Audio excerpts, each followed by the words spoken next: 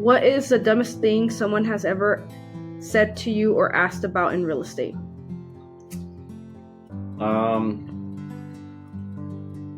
mean, the one that comes to mind, when you get dumb questions or dumb situations, it's just mainly because the consumer is just not educated enough to know. So, you can't really laugh at them or, make fun of them. However, I did have one particular client, washed up C-list celebrity from the 1970s.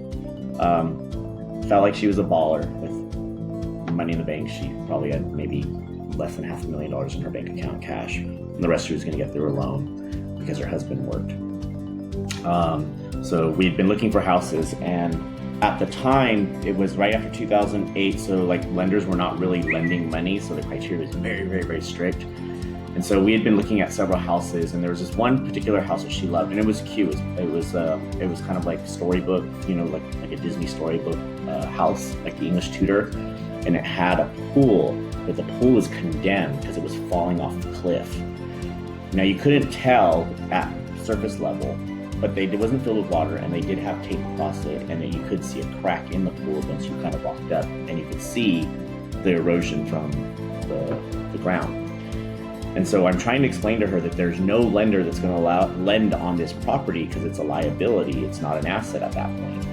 And she was so adamant about this property that, after a while, we ended up letting it go. We went and looked at other properties, but then she was so adamant about that property because it was still on the market that she wanted to still make an offer on the property.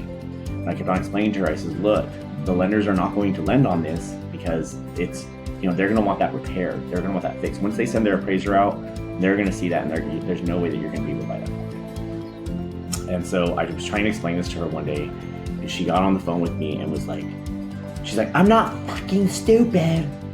And I just kind of chuckled. I'm like, first of all, I don't know why you're cussing at me. And, secondly, I've explained this to you multiple times.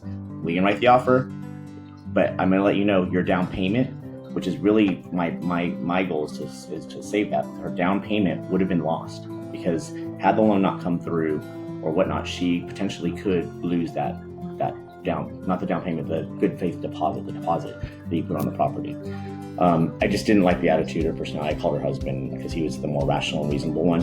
And I said, look, let's just part ways. I'm not going to, we're just not going to get anywhere. If she's just not happy, she's not happy. Clearly, she doesn't want to listen to my expertise. And I've been doing this for, at that time, 15 years.